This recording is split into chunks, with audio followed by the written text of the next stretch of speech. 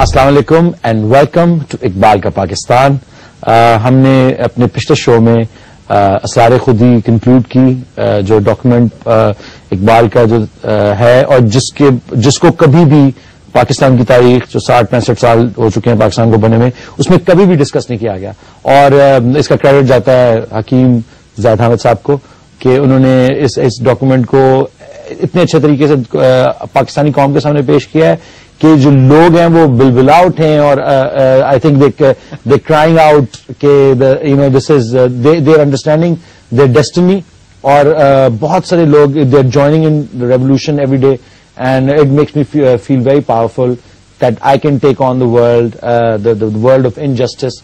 اور جس کے لیے آج ہم اس شو کے اوپر بیٹھے ہوئے Today, what we're going to do is we're going to discuss the second document, جو کہ obviously 1913 سے 16 کے درمیان میں لکھا گیا تھا. جی, between 1915 and 18. 1915 سے 1918 کے درمیان میں یہ دونوں کتابیں لکھی گئی تھی.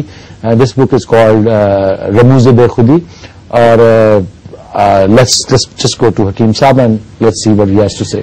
جی سر. دیکھو علی, اس سے پہلے کہ ہم رموز بے خودی پہ آئیں اور اس کی وزڈم پہ آئیں, تھوڑا سا ریمائنڈر اس بات کا کہ یہ دیکھیں کہ اقبال نے یہ دونوں کتابیں کس دور میں لکھی ہیں. 1915 سے 1918 کا پیریڈ, یہ پوری دنیا میں پہلی عالمی جنگ ہو رہی تھی.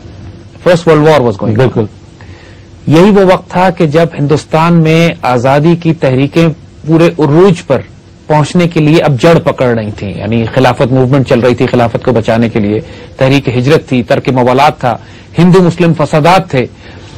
قائد اعظم اس وقت محمد علی جناح تھے, وہ ہندو مسلم یونٹی کے بہت بڑے دائی تھے. جو مسلم پولیٹیکل تھاٹ پروسیس تھا وہ بلڈ ہو رہا تھا اس وقت, اور بہت سکیٹرڈ بھی, اور بہت سکیٹرڈ تھا. لیڈرشپ نہیں تھی, آئیڈیالوجی نہیں تھی, آئیڈینٹی نہیں تھی, کوئی فلاسفر نہیں تھا, کوئی ویژن نہیں تھا. ہندو کانگریس پارٹی بڑی اسٹرانگ ہو چکی تھی, ڈومینیٹ کر چکی تھی. خلافت عثمانیہ ٹوٹی جا رہی تھی, مسلمان بالکل بکھر رہے تھے. یعنی ایبسولوٹلی حالت اس وقت یہ ہو چکی تھی کہ اب تو ہندوستان تو چھوڑ, پوری دنیا میں مسلمانوں کا مستقبل تاریک نظر آتا تھا. اس سارے ہنگامے سے اقبال نے اپنے آپ کو بالکل الگ کیا ہوا تھا. وہ اپنے آپ کو فوکس کر کے اپنی یہ دو کتابیں اسرار خودی اور رموز بے خودی. اسرار خودی کا مطلب ہے the secrets of the revival of the self, ایک فرد کیسے تیار ہو. اور رموز بے خودی کا مطلب بھی یہی ہے کہ دی سیکرٹس آف انٹاکسیکیشن, اگر لٹرل ٹرانسلیشن کی جائے, مستی کے راز کیا ہے. خودی اور بے خودی ظاہراً تو اپوزٹ کانسیپٹس لگتے ہیں.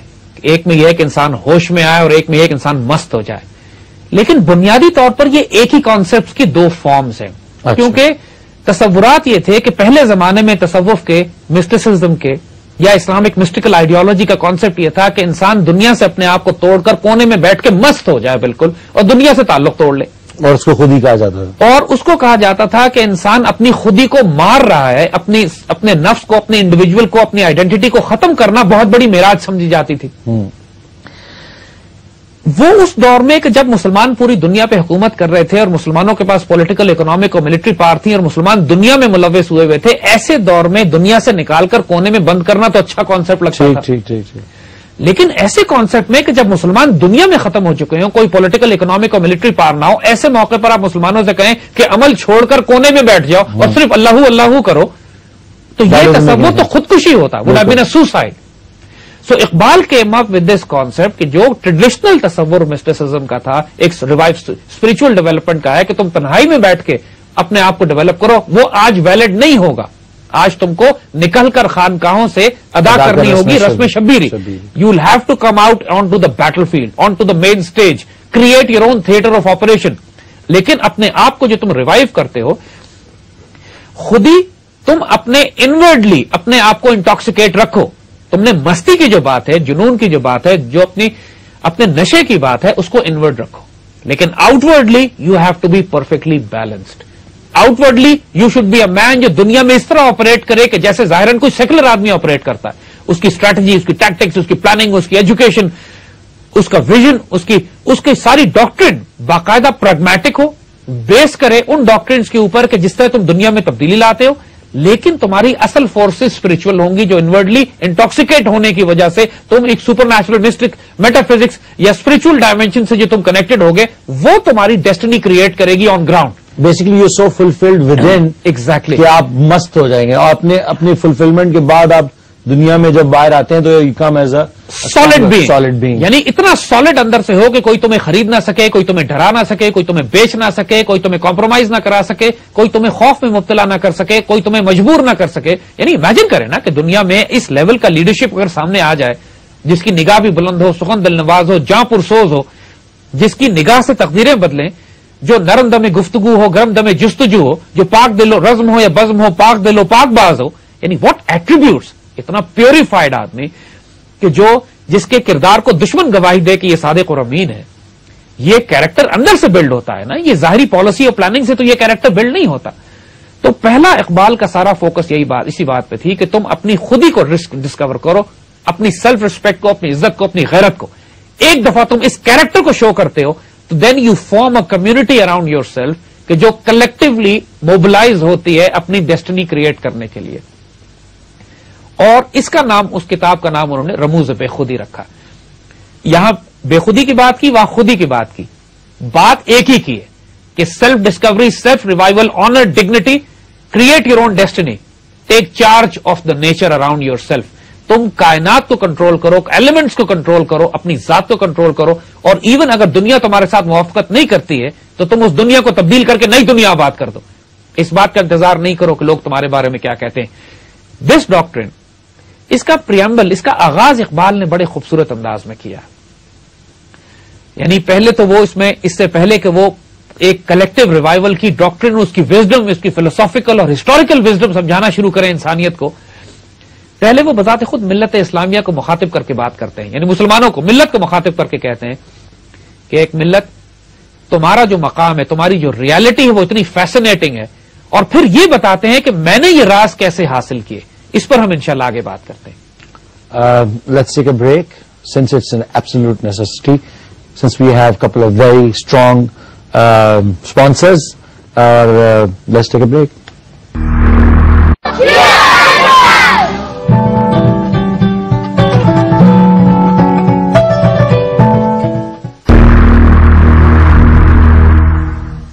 Welcome back to the revolution. جی سر. تو اس میں جو اقبال نے سٹارٹ لیا ہے وہ بڑا فیسنیٹنگ ہے. یعنی اقبال ایک طرف تو امت مسلمہ کو مخاطب کر کے براہ راست بات کر رہے ہیں پوری سویلائزیشن سے, پوری تہذیب سے. جب وہ ملت اسلامیہ کی بات کرتے ہیں تو he is talking of 1400 years of a fascinating Muslim history.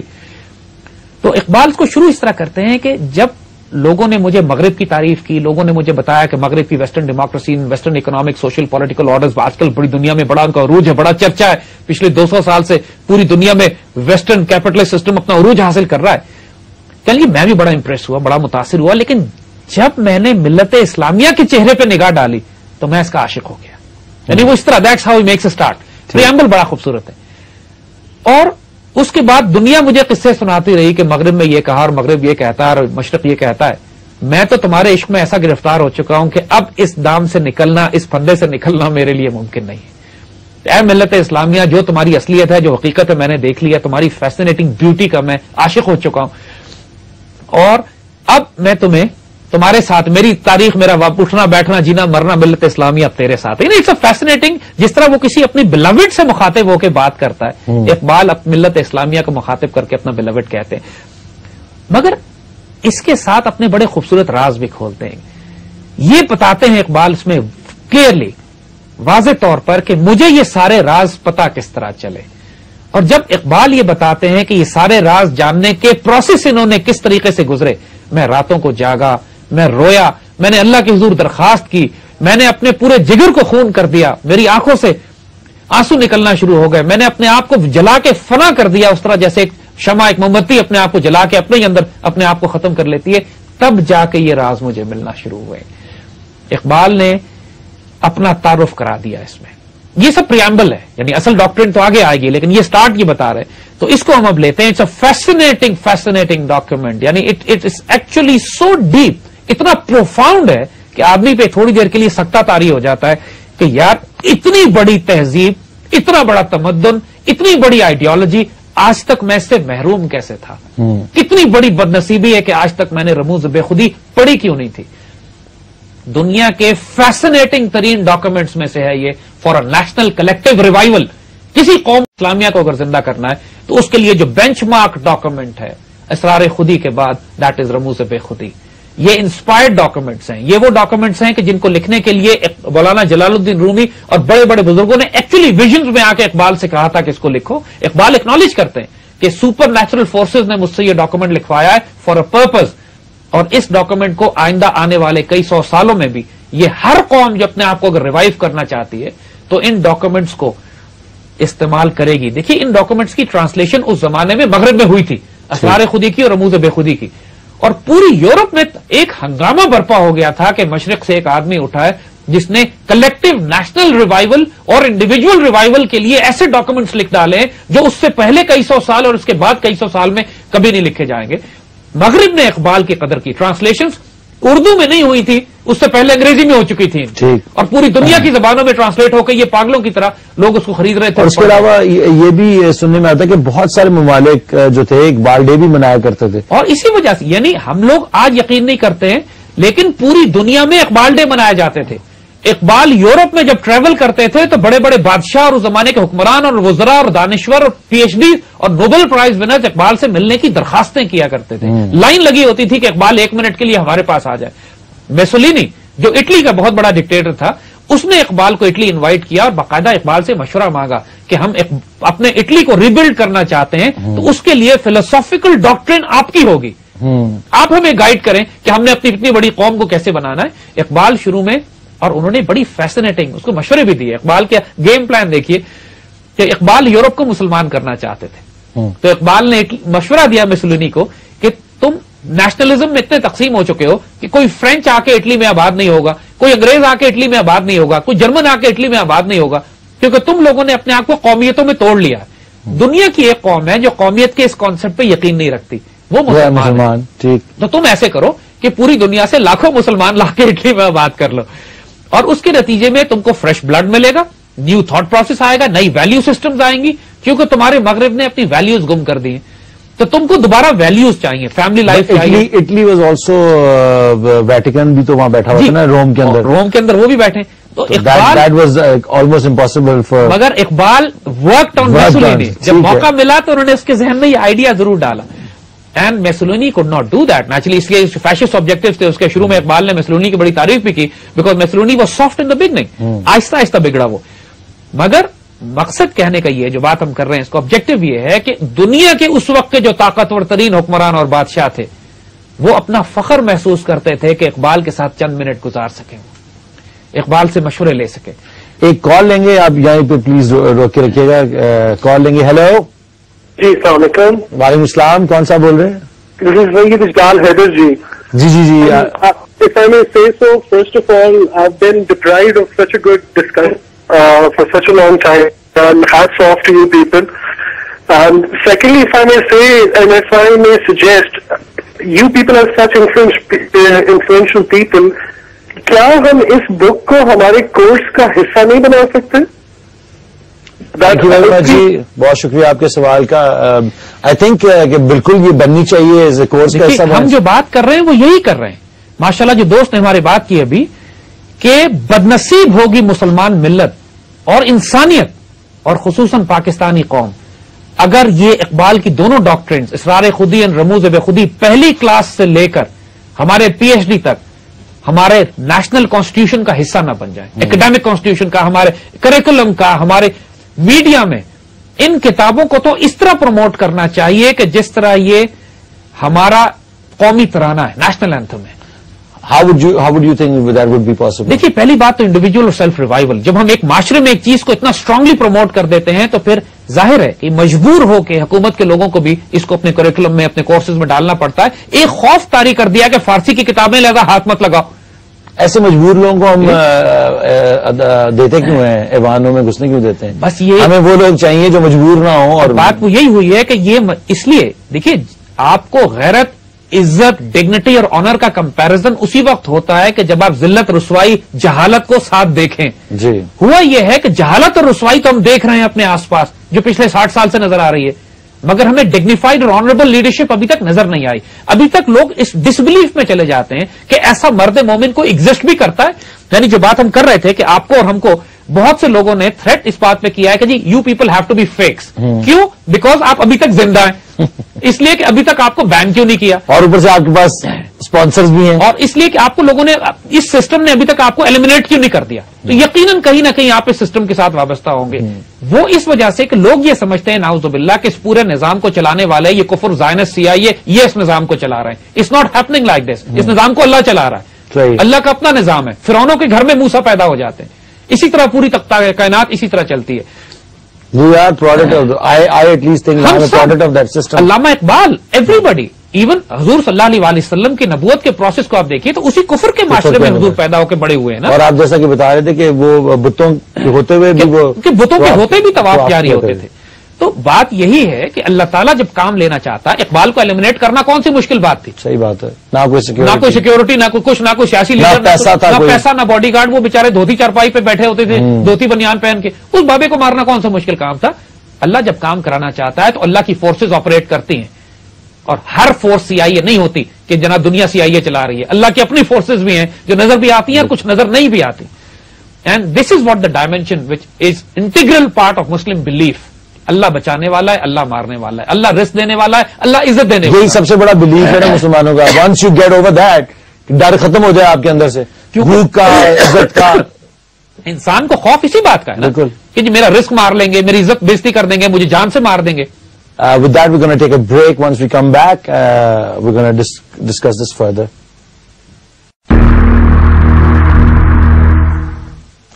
Welcome back to Iqbal Ka Pakistan.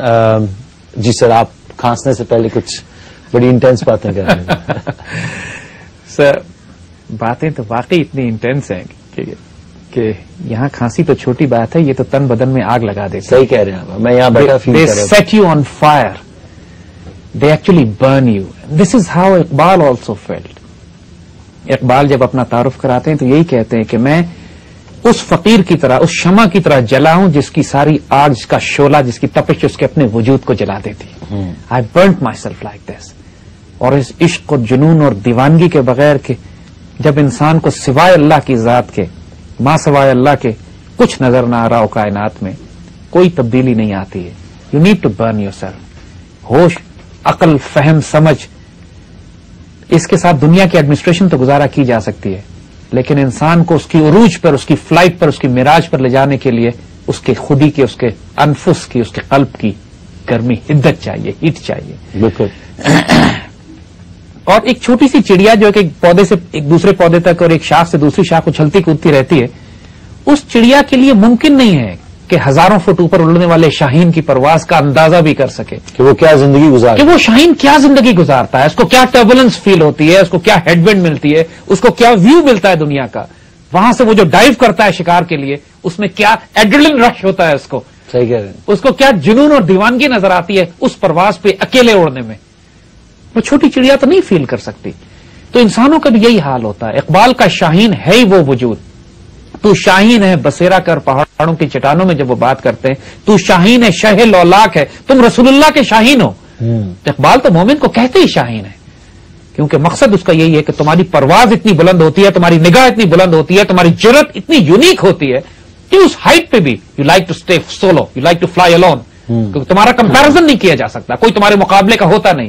یہی کمپیرزن اقبال اس ملت اسلامیہ کو دیتے ہیں کہ جس طرح مرد مومن یونیک ہوتا ہے, یہ ملت بھی یونیک ہے. یعنی بڑا خوبصورت آغاز وہ جو پریامبل کرتے ہیں رموز بے خودی کا, کہ ملت اسلامیہ کو مخاطب کر کے کہتے ہیں اے تیرا حق خاتم اقوام کرد, ور تو ہر آغاز را انجام کرد.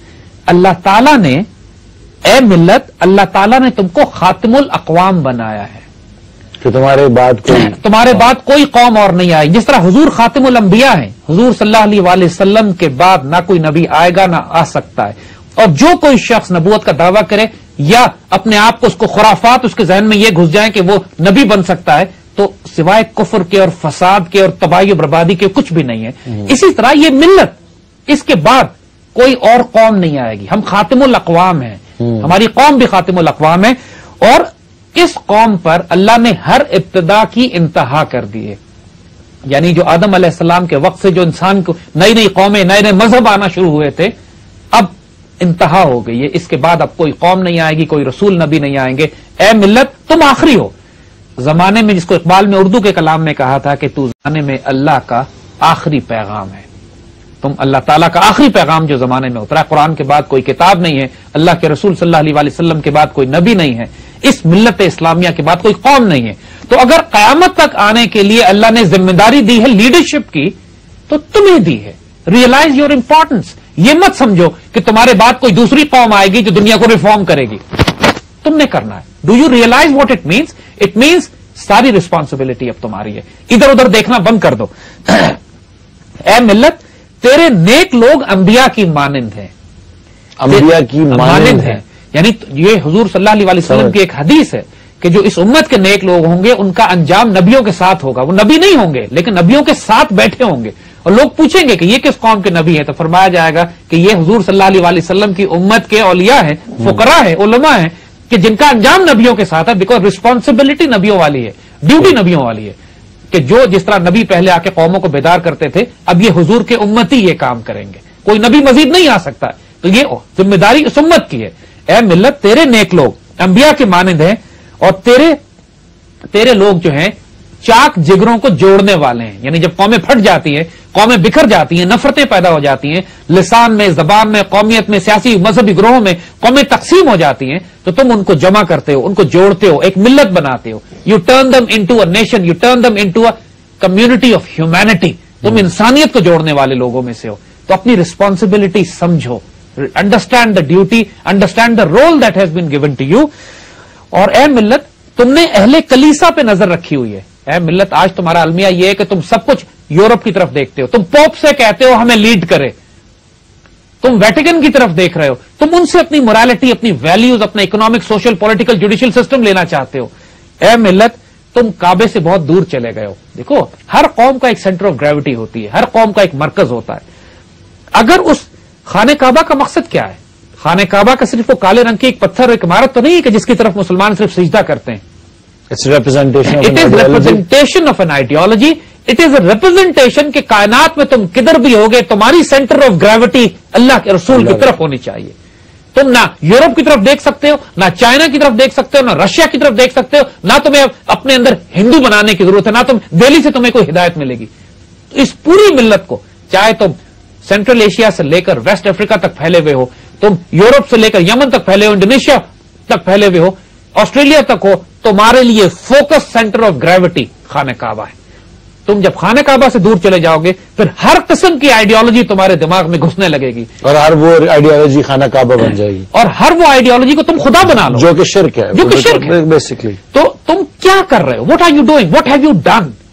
تم خانہ کعبہ سے بہت دور جا کے گر گئے ہو. تمہاری سینٹر آف گریوٹی، کہیں تم بلوچ، سندھی، پٹھان، بلوچی، کہیں پہ تم تورانی، ایرانی، مصری، عربی، اجمی، تم ان میں تقسیم ہو گئے ہو. You have divided yourself. تمہاری ساری یہ نیشنلزم کی آئیڈیالوجی تو تم نے یورپ اور مغرب سے لی ہے. تمہارا لیول یہ ہے کہ آسمان تمہارے ایک گلی میں، آسمان کا مقام یہ ہے کہ تمہاری گلی میں ایک مٹی کی حیثیت رکھتا ہے، ایک ذرے کی حیثیت رکھتا ہے. Your scope is so wide. جب حضور رحمت للعالمین ہے، حضور پورے جہانوں کے لیے رحمت ہیں، تو اے ملت تو بھی پوری انسانیت کے لیے ہر دور کے لیے رحمت ہے. تمہاری کوئی حد نہیں ہے، کوئی لمٹ نہیں ہے. Do not restrict. ہم نے پوری انسانیت کی ہر دور کے لیے رہنمائی کرنی ہے. تو تم کیا رسپانسبلٹی کر رہے ہو؟ اور حقیقت میں اگر تم دیکھو تو جو تمہاری خوبصورتی ہے، جو تمہاری بیوٹی ہے، پوری انسانیت تم سے پیار کرنے والی ہے، پوری انسانیت تم سے محبت کرتی ہے، تمہارے ویژن سے، تمہاری آئیڈیالوجی سے. تم نے خود اس کو ترک کر دیا. اور پھر کہتے ہیں کہ تم اپنے اندر اگر ریوائول پیدا کرنا چاہتے ہو تو اپنے اندر عشق کو پیدا کرو، مصطفیٰ صلی اللہ علیہ وسلم سے اپنے عہد کو دوبارہ زندہ کرو.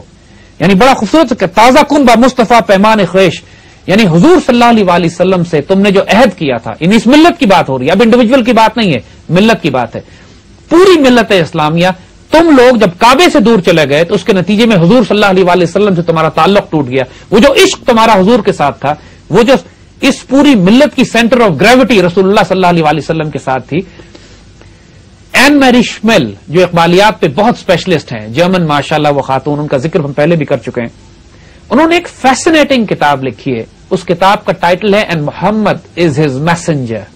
اٹس اے بیوٹیفل بک، جس میں انہوں نے 1400 سال میں مسلمان ملت نے حضور صلی اللہ علیہ وآلہ وسلم کی شان میں جو جو خوبصورت باتیں اور کام کیے ہیں اس کو انہوں نے کمپائل کیا ہے، ہر تہذیب میں، ہر دور میں. It's a fascinating document. کس طرح موراکو کے لوگ حضور کی شان میں قصیدے پڑھتے ہیں، نعتیں کیسے لکھی جاتی ہیں، عید میلاد النبی کا خوشیاں کس طرح منائی جاتی ہے، حضور سے تعلق کیا ہوتا ہے، بچوں کے نام حضور پہ رکھے جاتے ہیں. مسلمانوں کے کلچر میں، مسلمانوں کی زندگی میں حضور صلی اللہ علیہ وسلم کا سنت کا کتنا دخل ہے. جانتے یا نہ جانتے ہوئے مسلمان جب سیدھے ہاتھ سے کھانا کھاتے ہیں سیدھے تو حضور کی سنت پہ عمل کر رہے ہوتے ہیں. جب اپنی زندگی کو اس طرح گزارتے ہیں مسلمان، ہمارے کلچر کا حصہ بن گیا یہ، کہ ہماری تہذیب کا یہ حصہ بن گیا کہ بار بار لوگ کہتے ہیں کہ یہ کام کیا یہ سنت ہے، یہ کام کیا یہ سنت نہیں ہے، اس کام کو اس طرح نہ کرو، یہ کام سنت کا طریقہ یہ ہے. یعنی ویدر وی نو اٹ اور وی ڈونٹ نو اٹ، ہماری زندگی کا مرکز حضور صلی اللہ علیہ وآلہ وسلم کی ذات مبارک ہوتی ہے. حدیث کو اتنی رسپیکٹ دی جاتی ہے اور آپ کو پتہ بھی نہیں چلتا ہے، اب پتہ بھی نہیں چلتا ہے لوگوں کو، لیکن وہ زندگی جو گزار رہے ہوتے ہیں اس میں سنت کا کتنا ایلیمنٹ داخل بالکل ہے. کتنے کام وہ کر رہے ہوتے ہیں جو حضور کی سنت کے مطابق ہے، ان کو پتا ہو یا نہ پتا چلے، but they doing it exactly because حضور صلی اللہ علیہ وسلم did it and taught you to do it. Centre of gravity ہماری رسول اللہ کی ذات ہے. تو وہ فیسنیٹنگ کتاب ہم ریکمینڈ کریں گے کہ پڑھیں لوگ. And Muhammad is his messenger by Annemarie Schimmel. اسی کی طرف اقبال اشارہ کر رہے ہیں، حضور سے تعلق کو دوبارہ استوار کرنے کی. And we gonna continue right after this break.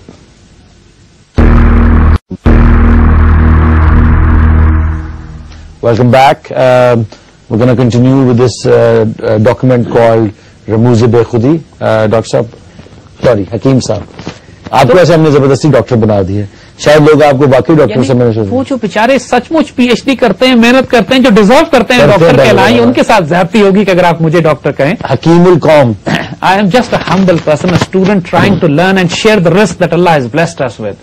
کوئی ہم کسی کو کچھ سکھانے کی کوشش نہیں کر رہے، ہم تو خود اسٹوڈنٹ ہیں اور سیکھ رہے ہیں. اور یہ باتیں کرنے سے ہم لوگ کے اپنے دماغوں میں بہت ساری چیزیں جو ہیں وہ کلیئر ہوتی جاتی ہیں. بہت واضح بات ہے، سچی بات ہے، کیونکہ صحیح معنوں میں اقبال کی ٹرانسلیشن تو کوئی، جس طرح واصف علی واصف صاحب نے کہا تھا کہ اقبال کے شعروں کی تشریح کرنے کے لیے بھی قلندر ہونا پڑتا ہے، کیونکہ چھوٹے لیول کی بات تو کی نہیں بابے نے کبھی. بابا جس لیول پہ تھا اس لیول پر جا کر بات ہی کی جا سکتی ہے. تو سمجھے انسان، ہم تو ایک اسٹوڈنٹ سے اسٹرگل کر رہے ہیں کہ کم از کم اس سمندر سے کچھ قطرے نکال لیں. بالکل. مگر وہ قطرے ہی ہمیں انٹاکسیکیٹ کرنے کے لیے کافی ہے، بہت زیادہ. تو اقبال جو ڈیفائن کرتے ہیں کہ اس ملت کو کہ دیکھو اپنا تعلق دوبارہ، جہاں پہ یہ ان نوئنگلی ہم حضور کی سنت پر اتنا عمل کر رہے ہیں، اب نوئنگلی کرو. حضور کو تم رسول اور نبی تو مانتے ہو، ان کو اپنا مرشد اور گائیڈ بھی تسلیم کرو. یعنی ایک ڈائریکٹ ریلیشن شپ تمہارا حضور کے ساتھ اس طرح قائم ہونا چاہیے کہ تمہارے جنرل وہ ہوں نور الدین زنگی کی طرح، کہ جو حضور سے کمانڈز لے کے کیمپینز بلڈ کر رہے ہوں. تمہارے نور الدین زنگی کو تو خواب میں بھی حضور تشریف لائے کہ تمہارے شاعر اس طرح کے ہوں جس طرح امام بصیری کی طرح کہ جنہوں نے قصیدہ بردہ شریف لکھا اور ان کو خواب میں حضور تشریف لائے اور اپنی چادر عطا کی، اور جب امام بصیری صبح سو کے اٹھتے ہیں تو وہ چادر ان کے جسم پر تھی. واہ. اور قصیدہ بردہ شریف جو پوری ملت اسلامیہ میں سب سے مشہور نعت ہے حضور کی شان کی، اس کو قصیدہ بردہ کہتے ہی اس لیے ہیں کہ وہ بردے کا مطلب ہے چادر. ٹھیک ہے. تو وہ امام بصیری کے اوپر وہ چادر پڑی ہوئی تھی. تو امام، اب یہ دیکھیں خواب میں ان کو یہ چادر تو ملی اور سچ مچ فزیکلی ان کے اوپر تھی. تو جب گھر سے نکلتے ہیں اس نعت کو لکھنے کے بعد، تو ایک اللہ کا فقیر ان کو راستے میں روک کر کہتا ہے کہ جو خواب میں حضور نے تمہیں تحفہ دیا چادر کا اور جو تم نے شعر کہے ہیں وہ ذرا مجھے دے دو. امیجن کیجئے کہ یعنی وہ قصیدہ مجھے سناؤ. تو یہ حیران ہو گئے کہ وہ تو خواب میں میرا پرسنل ایکسپیرینس ہے حضور کے ساتھ، تمہیں کیسے پتا چلا. تو یہ ایک مسٹیکل دنیا ہے، یہ ایک رازوں کی دنیا ہے، یہ ایک ایسی دنیا ہے کہ جس کا تعلق ان سین سے ہے، لیکن یہ ریئل ہے، فزیکل. اللہ ایگزسٹ کرتے ہیں. نور الدین زنگی جب ایسا جنرل ہو سکتا ہے اور امام بصیری ایسے شاعر ہو سکتے ہیں، تو آج کے دور میں اس امت کا تعلق اپنے رسول سے اس طرح کیوں نہیں ہو سکتا؟ This is exactly what Iqbal emphasise. اور وہ آگے اس کو ایکسپلین بھی کرتے ہیں کہ اقبال کی شخصیت کے جو پراسرار پہلو ہیں، اب تو کتابیں لکھی جا رہی ہیں اقبال کی مسٹیکل ڈائمینشن پہ، مسٹیریس ڈائمینشن پہ، کہ یار یہ بابا تھا کچھ اور، نظر کچھ آتا تھا اندر. اس کی ایک ان کے ملازموں نے، ان کے بیٹے نے، جسٹس جاوید اقبال نے کتاب لکھی ہے، اس کے اندر ایسے ایسے حیرت انگیز واقعات لکھے ہیں. زندہ رود جو کتاب ہے کہ انسان کے دماغ لٹرلی فیوز اڑ جاتے ہیں کہ Iqbal used to communicate with people جو ظاہری طور پر اس دنیا میں نہیں بھی ہیں، لیکن ان کے ساتھ ان کا ایک فیض اور نیاز اور راز نیاز باتوں کا سلسلہ گفتگو راز مولانا رومی کے ساتھ اور بزرگوں کے ساتھ چلتا تھا ایک سلسلہ. وہ ایک ریلیشن شپ جو حضور صلی اللہ علیہ وسلم سے اقبال کو تھا. تو اقبال کہتے ہیں آگے اس ملت کو مخاطب کر کے کہ میں یورپ کی صحبت سے اداس ہو گیا ہوں, دل گرفتہ ہو گیا ہوں. میں نے یورپ دیکھ لیا, کی طرح اسٹڈی کر لیا اور اس میں کچھ بھی نہیں رکھا ہوا. Now I am depressed. لیکن جب میں نے تیرا چہرہ دیکھا ہے اے ملت اسلامیہ, جب میں نے تمہیں دیکھا ہے تو میں تمہارے عشق میں گرفتار ہو گیا ہوں. یعنی تا نقاب روئے تو بالا گرفت, جب تک کہ تمہارے چہرے کا نقاب نہیں اٹھا تھا میں یورپ سے بڑا متاثر تھا. لیکن اب تو میں یورپ کو نگاہ بھی نہیں ڈالتا. یورپ کی تمام تہذیب, تمدن, آئیڈیالوجی, کلچر, ان کی آئیڈینٹی, ان کا سوشل سٹیٹس, ان کا every thing that's from Europe اب مجھے پسند نہیں آتا ہے. مجھے لوگوں نے غیروں کی بڑی داستانیں سنائی, لوگوں نے مجھے بڑا سکھایا کہ یورپین آئیڈیالوجی یہ, western ideology, American ideology, Chinese سوچ اور سوشلزم, کیپٹلزم, ہندوؤں نے یہ کہا. لوگوں نے مجھے غیروں کی بڑی داستانیں سنائی. لیکن جب سے میں نے تمہارے چہرے پہ نگاہ ڈالی ہے اب میں دوسروں سے امپریس نہیں ہوتا ہوں. I have seen you. اے ملت میں تیری تیغ ابرو کا شہید ہوں. میں ایسا شہید ہوں جس کو تم نے شہید کر دیا ہے. میں تیرے حسن سے مارا گیا ہوں میں. اور اب تیغ تو تلوار, تلوار, تیغ ابرو کا مطلب وہ ایک مزاج میں استعمال کر رہے ہیں کہ جیسے یور بیوٹی ہیز کلڈ می, تمہاری خوبصورتی نے مار دیا مجھے, تمہارے حسن نے مار دیا مجھے, اور مجھے سکون تمہارے پاس ملا ہے. میں پوری دنیا گھوم چکا ہوں, ہر تہذیب میں نے دیکھی, ہر سویلائزیشن کو اسٹڈی کیا, لیکن مجھے سکون اب تمہارے پاس ملا ہے. لہذا اب میں لوٹ کے تمہارے پاس آ رہا ہوں, کمنگ بیک ٹو یو, اور تم سے اب میں سیکھنا چاہتا ہوں, تم کو بتانا چاہتا ہوں کہ تمہارا مستقبل کیا ہے, ماضی کیا تھا. اور وہ اس لیے کہ اے ملت میں تم سے پیار اس لیے کرتا ہوں کہ تم میرے دوست کی محبوب ہو. یعنی میرے دوست کی محبوب ہو, یعنی دوست حضور صلی اللہ علیہ وسلم, اللہ سبحانہ و تعالیٰ. حضور تم سے پیار کرتے ہیں, حضور تم پر اپنے, آخر میں بھی حضور نے امتی امتی اپنی امت کے بارے میں فکر کی ہے.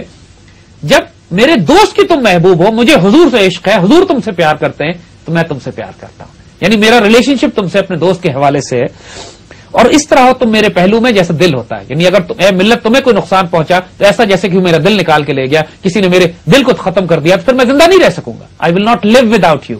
آئی love you for the sake of رسول اللہ اینڈ آئی کی not live without you. اتنی مسٹیکل اور پوئٹک ڈائمینشن ہے, اتنی خوبصورت انداز میں. یہ پریامبل ہے, یعنی ملت اسلامیہ کو مخاطب کر کے اس کا مقام بتا رہے ہیں کہ تمہارا رول مقام کیا ہے. پھر وہ کہتے ہیں کہ اے ملت میں نے اپنا سینہ چیر کے تیرے سامنے رکھ دیا ہے, میں نے اپنے سینے کو چیر کے تیرے سامنے رکھ دیا ہے, اور تمہارے سامنے رکھ رہا ہوں کہ ایک دفعہ دیکھو تو صحیح میرے دل میں کیا ہے, جو دکھ ہے, جو درد ہے تیرے واسطے, پیار اور محبت ہے, میں تمہارے سامنے رکھ رہا ہوں. یہ مسلمان نوجوانوں کو مخاطب کر رہے ہیں, مسلمانوں کو مخاطب کر رہے ہیں کہ جو باتیں میں کر رہا ہوں خدا کے واسطے میرے دل پہ نگاہ ڈالو, دیکھو میں کیوں کر رہا ہوں. جو محبت اور پیار میرے دل میں چھپا ہوا ہے, میری نیت پہ شک نہیں کرو, اس بات پہ شک نہ کرو کہ میرے عمل میں کوئی کمی ہے, اس بات پہ شک نہ کرو کہ تمہیں نظر آتا ہے شاید کہ میری ذات میں کوئی غلطیاں, کوتاہیاں, خرابیاں ہوں گی. خدا کے واسطے میرے دل پہ نگاہ ڈالو, میرے ظاہر کو دیکھ کر, میرے کلام سے, میری بات سے, میرے دل جگر, خون جگر جو میرا ہے اس کو اگنور مت کرو. ٹرائی ٹو انڈرسٹینڈ کہ میں کیا کہنا چاہ رہا ہوں. اے ملت میں یہ چاہتا ہوں کہ تم اپنے چہرے کو آئینے میں دیکھو. اپنے چہرے کو, جب تم اپنے چہرے کو آئینے میں دیکھو گے تو اپنے عشق میں گرفتار ہو جاؤ گے. تمہیں پتا تو لگے تم کتنی خوبصورت ہو, ہاؤ بیوٹیفل یو آر.